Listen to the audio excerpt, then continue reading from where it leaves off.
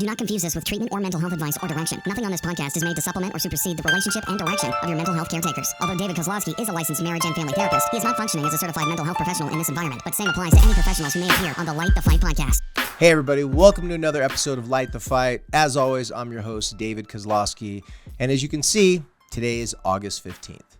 Now, if you follow the podcast, you'll know August 15th, I've been talking about it for a few weeks, and I've been promising you some changes to the podcast. We're growing up. This is basically Light the Fight 2.0.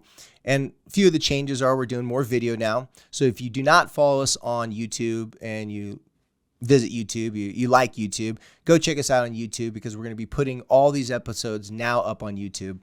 We have some old episodes that Heidi and I have done throughout the years, but wasn't something we were doing consistently. And now it's going to change. We also have a new background studio that I'm excited about personally. Just lots of memories behind me, important things that maybe I'll talk about in future episodes.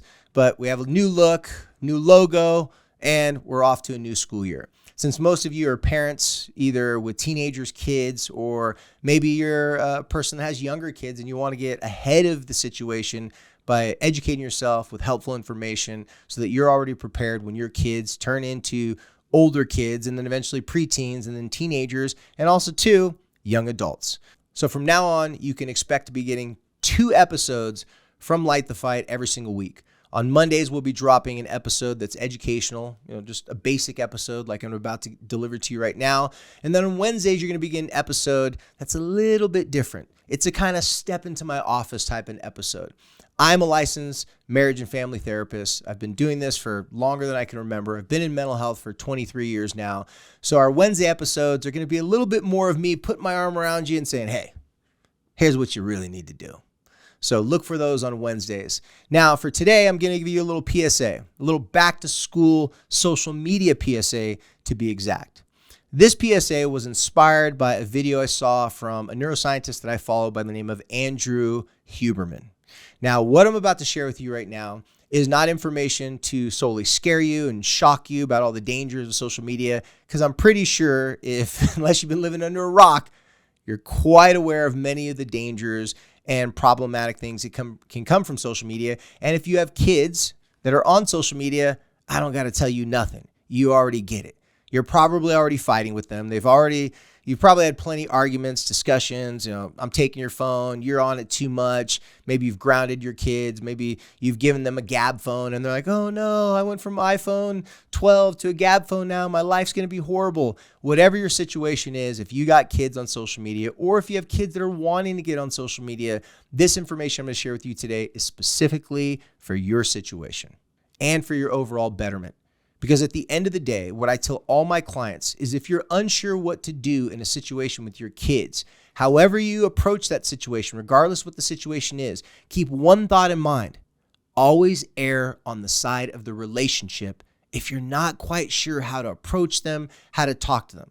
So this information I'm going to be giving you today about social media is going to give you an added boost of understanding about the background effects of social media on our bodies, on our brains, and that eventually lead into behaviors that are so strong and so compelling for your child that you may see them as if they're sick, unwell, and definitely dependent or maybe even addicted. So I want to start off with talking to you a little bit about a neurochemical by the name of dopamine.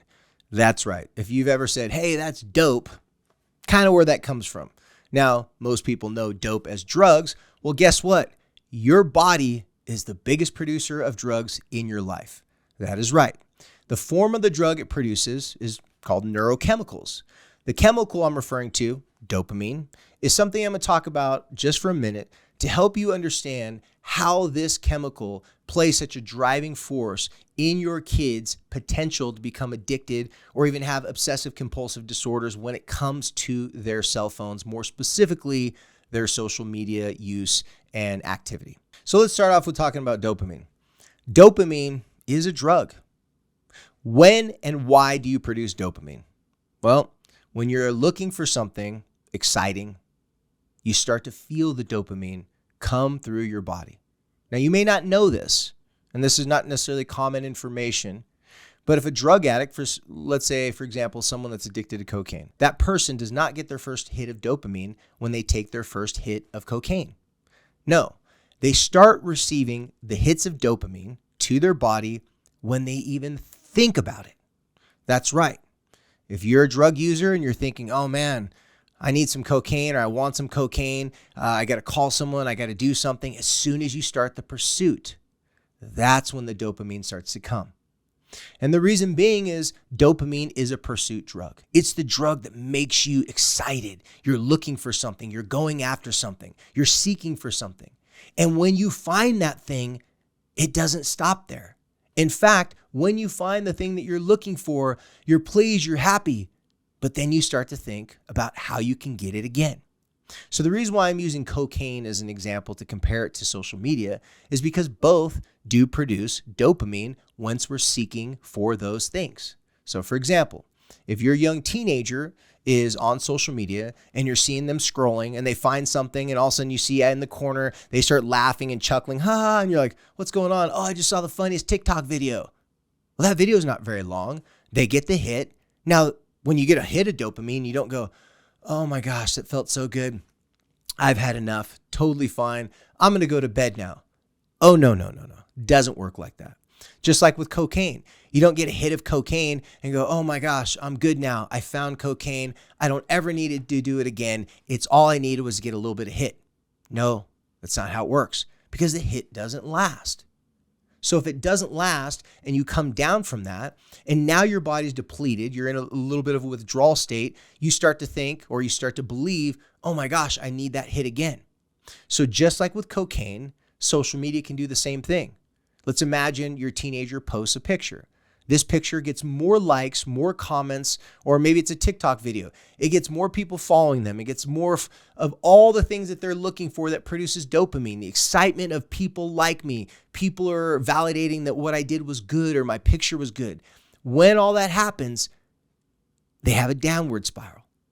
Shortly after, the hit's no longer there. The dopamine's no longer there. The excitement's no longer there.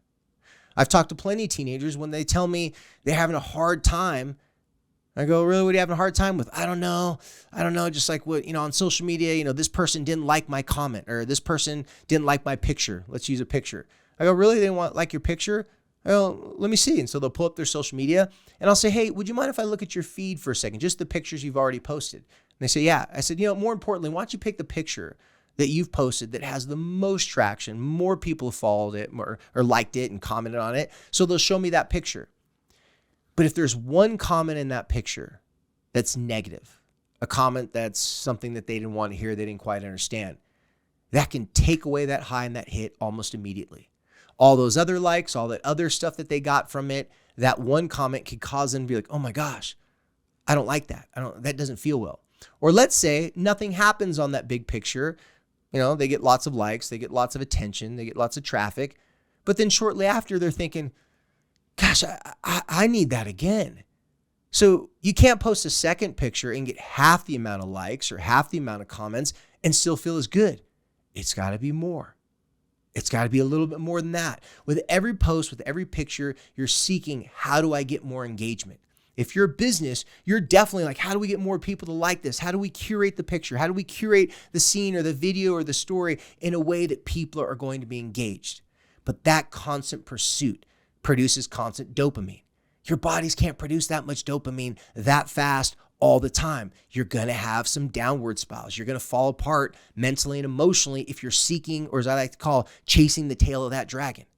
So as this process happens, it becomes this roller coaster ride of highs and lows, highs and lows, highs and lows. Now, I want to be very clear. I'm not saying this is going to happen to everybody in a way that it's going to cause them to become addicted or cause them to have some sort of OCD with social media, but there is highs and lows. If it were to continue for long periods of time, if it were to become something that they focused on solely and they weren't engage in activities, if they weren't engaged in social relationships, if they didn't have jobs and other things to do, then yes, it could become very problematic.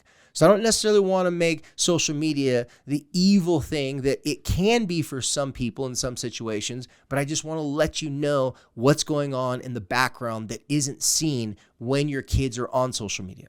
Now, this type of language about dopamine and about being addicted to social media or the potential that social media has to cause someone to be addicted or to develop OCD type behaviors or even the disorder. This conversation might be something that you're familiar with. You might have heard things like this, specifically if you watched the movie or the documentary called The Social Dilemma on Netflix. If you have not watched that, I suggest you do. It's a great documentary. To my knowledge, it's one of the highest viewed documentaries on Netflix. And it specifically talks about the dangers of social media coming from the people who created the platforms. Many people, not necessarily whistleblowers on the companies they used to work for because they don't work for them anymore, but they felt the need to come out and talk about the things that had evolved in the algorithms and on the platforms that they'd never intended. Many of them were feeling horrible about the products and about the tools that they'd created. And so they wanted to share with the world some things that they knew, probably clearly conscious, but most likely to help because they didn't want to hurt people when they developed these tools. They wanted to help people stay connected. Well, when I'm teaching high school, when I'm counseling the kids that I work with, I always tell them the goal is to be smarter than your smartphone.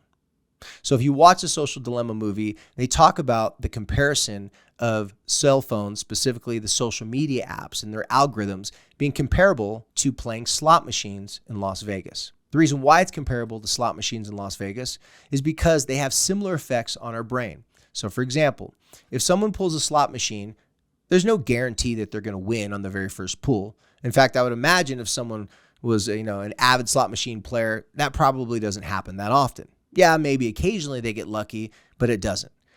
But eventually they're going to hit some sort of jackpot, maybe not the big one, but they're going to win something. Once they win something, their brain says, hey, you know what? That felt really good. Why don't you pursue that feeling again? And the high comes not from winning by every time you pull, but by the chance that maybe you could win if you pull a slot machine. Well, what would be a win for a teenager or a child or a young person when it comes to social media? What would be the equivalent of them pulling the slot machine and them getting a win? Well, pulling the slot machine is as simple as this: flipping their phone on. The win could be as simple as someone tagged them in something. Someone shared something with them.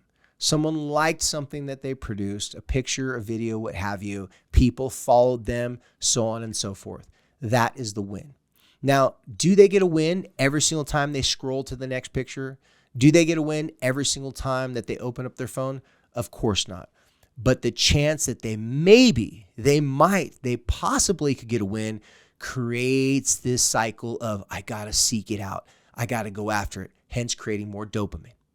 So like I said, if this information sounds familiar because you watched a Netflix documentary, I'm glad, and this can be a helpful reminder. However, one of the things that the Netflix documentary did not provide were real life solutions to this problem. How to prevent your kids from getting hooked on social media, how to understand what to do with this knowledge and information, and how to apply that from a parent's perspective to help your kids without ruining your relationship. For some of you listening to this and watching this, your kids may be full-blown addicts and you see it and you can't stop it. But it does create lots of contention and uncomfortable conversations or maybe arguments and disciplinary actions in your home.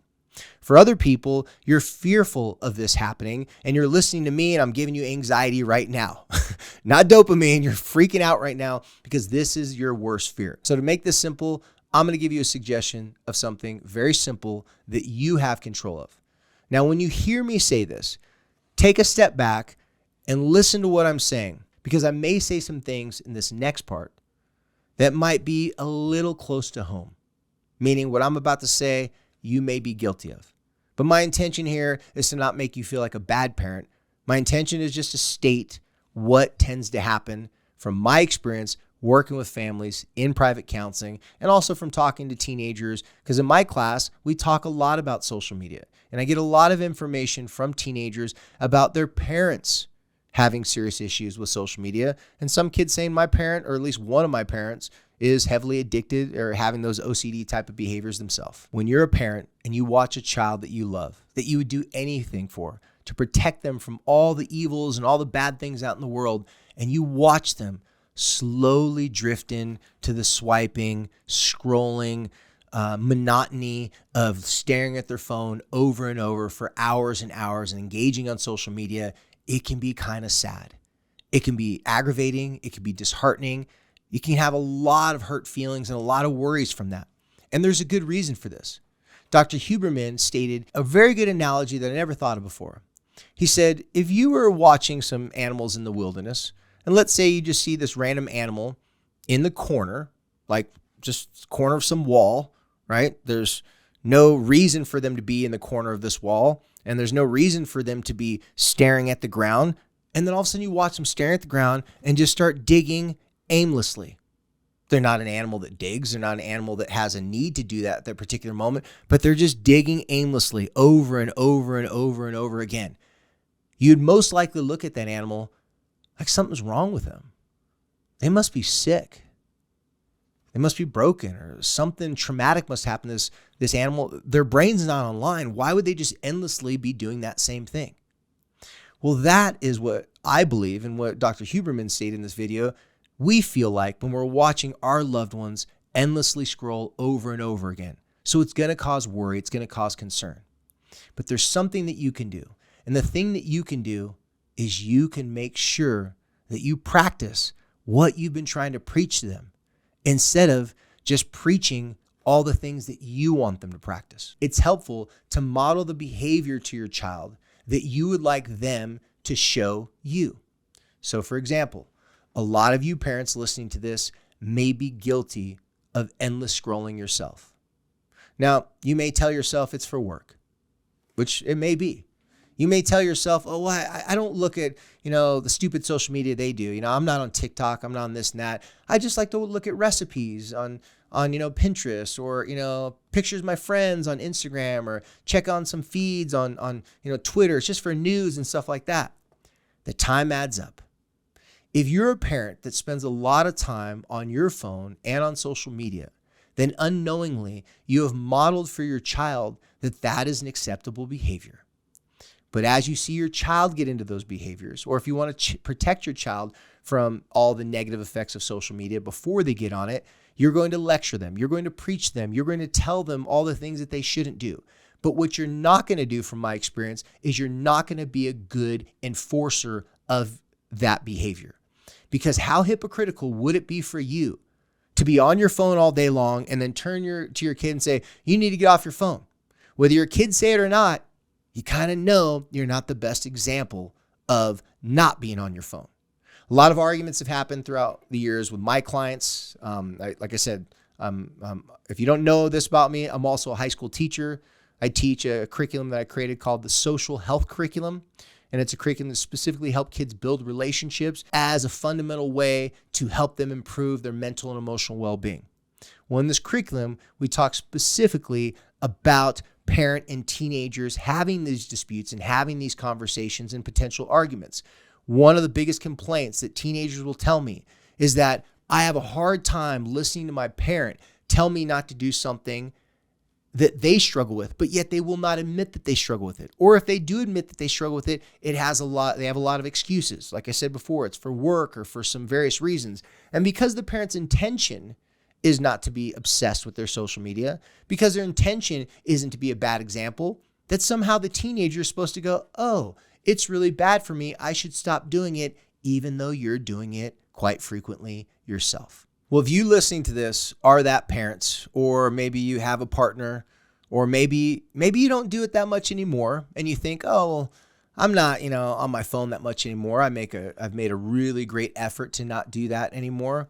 I still want you to try what I'm about to tell you. And what I'm about to tell you is something that will at least cause your kids to respect you and to be curious and to pay more attention to what you're doing. I would like you to go to your kids, and instead of telling them all the fears and all the worries and all the issues with dopamine and, you becoming addicted and obsessed with it, all those things, that information or that approach to telling them about this information is not the move. What I want you to do is I want you to go to them and say, hey, listen, I know I've not always been the best example of what I'm about to tell you. I know that I struggle being on my phone, and I know that I'm guilty of being a hypocrite. I have done just the opposite of things that I want you to do at times. Now, real quick, time out.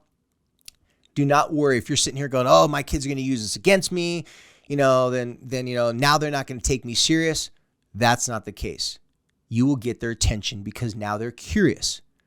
If this is something that is not in your character and your personality or not the typical approach you've ever done before, or if you've done this before, kind of like what I'm saying, because a lot of times parents tell me, oh, I've done that. Turns out they haven't done it with the intention of, I'm trying to talk to you by saying, hey, I'm flawed too. I'm not going to lecture you before I confess to you.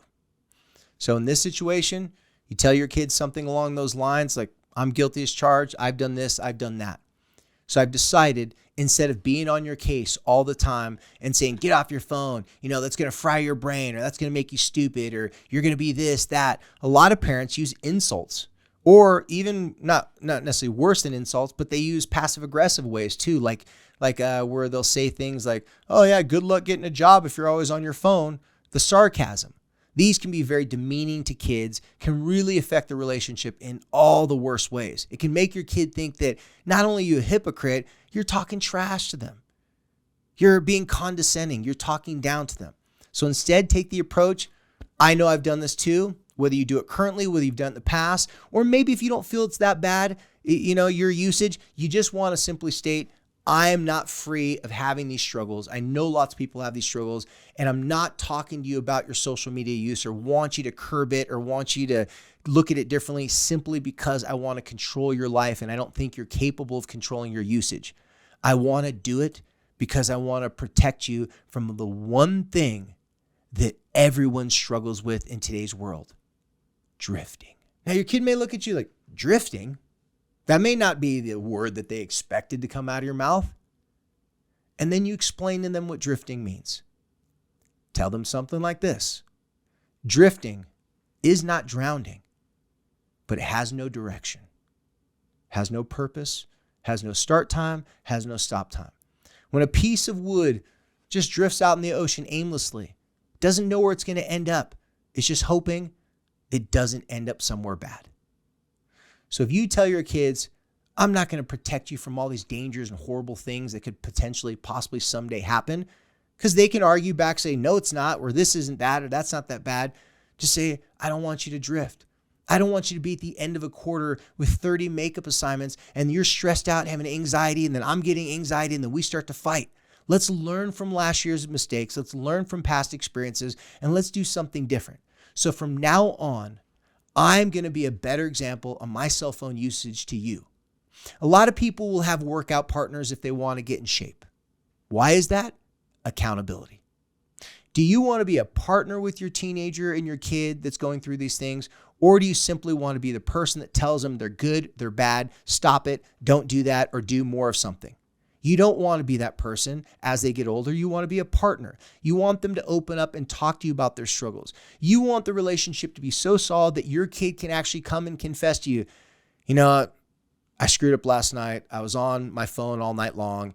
I blew it. And now I'm going to turn in my project late. I'm going to get a bad grade. I just want to give you a heads up, but I take full responsibility for it. The only way your kid can do something like that is if you don't freak out. If you're not lecturing them. If you're wondering why I'm suggesting you take what I call a partnership approach as opposed to a parenting approach, because when you're in a beneficial relationship, a mutually beneficial relationship, I should add, with your teenager, and they can come and talk to you about their struggles and you don't freak out, your body produces my favorite chemical, oxytocin. That's the connection chemical. Now, I won't get into too much in the weeds and the depths about oxytocin. Maybe I'll do that in a different episode. But what oxytocin does is it makes you feel good. It makes you feel comforted. It makes you feel secure. In fact, there's a lot of studies. I believe it's the University of Madison, Wisconsin, that they do about that they've been working on about oxytocin, and they found out in their studies that oxytocin has a lot of similar characteristics to serotonin.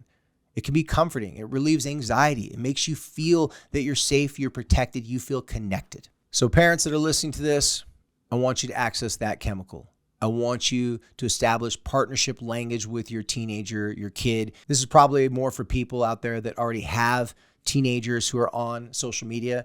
But if your teenager isn't on social media, you should start partnership conversations with your teenager before they even get social media. Start the conversation by going to them about things like, hey, when do you think you should be on social media? Let's look up some facts about social media online. Let's look up some things that how it affects your brain. Before they get on social media, if you start that partnership conversation, you're not saying, no, I will not let you on social media because it's going to fry your brain. You're saying, hey, this is good conversation. Let's talk about it. Because eventually you'll be on social media if you choose to someday, if that's something you want. But before you do, let's talk about when do you think would be the right age for you. If you have kids that have younger siblings, like I asked my sophomores in high school all the time, I said, how many of your younger siblings, 9, 10 years old, would you want on Instagram or would you want on TikTok? They all say none. Like none of them want it. I say, okay, how many of you on those apps? They all raise their hand. So just because for themselves, they can't see that it could be hurtful or harmful to them, they can see that it would be hurtful or harmful to a younger child or a younger person. So for you parents out there that have kids that are asking for it, do not shut it down. Do not say no. Just say, let's talk about it. Start a conversation much like partners would when they're trying to discuss something that's important. But regardless if your kids are on social media or if they are wanting to get on social media, talking to your kids and telling them that you are going to be accountable and that you want to partner with them. Back to what I was saying before, if you want to be a better example to your kids, show some accountability yourself. Tell your kids, say, hey, I know I've been asking you about your screen time. Let's make a deal. I have to keep my screen time under this amount. And if I go over that amount, then you're allowed that amount of time extra this week on your screen time. That's right. These deals are performance based.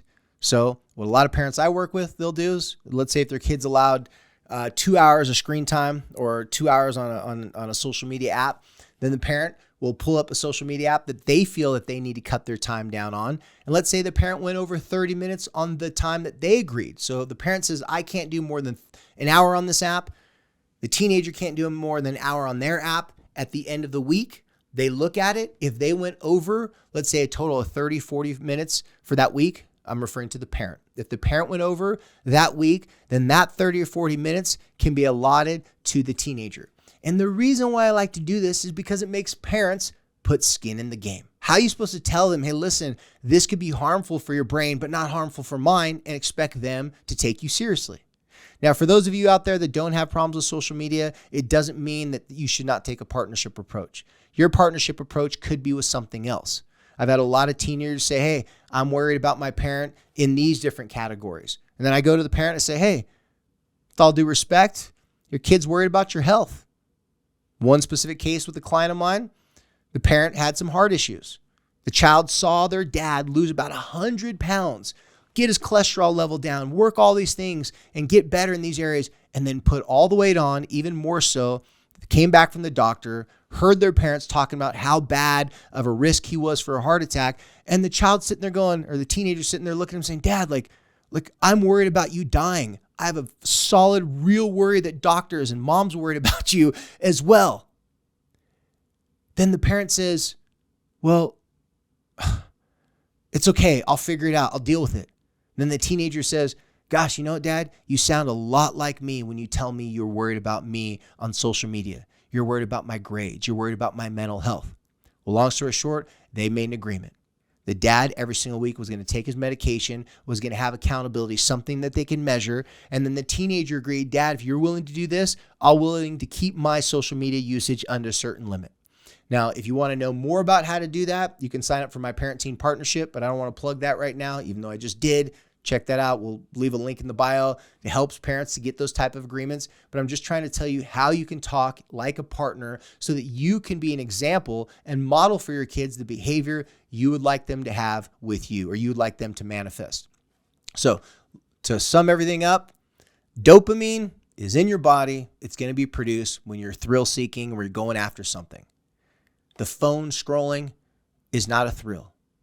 You will struggle with your mental and emotional well-being if it gets out of hand. Your kids will struggle with their mental and emotional well-being if their social media use gets out of hand.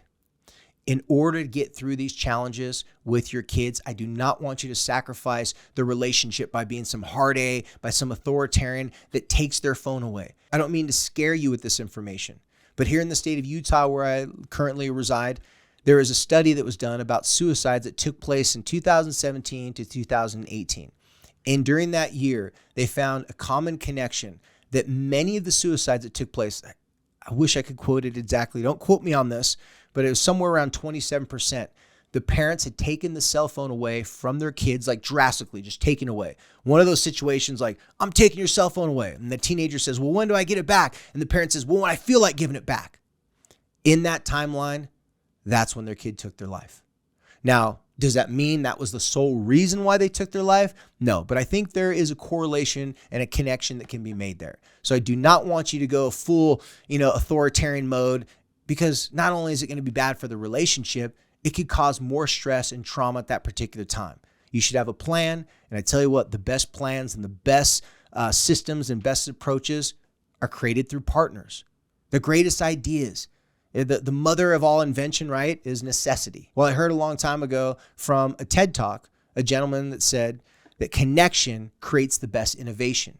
If you have a better relationship and you can talk to your kids about the concerns you have with social media and be willing to use your own concerns or your own flaws, your own shortcomings, and be willing to sacrifice some of those to show them that you're willing to take some personal sacrifices and have some struggles yourself, then you have a higher probability of having a better connection with your child.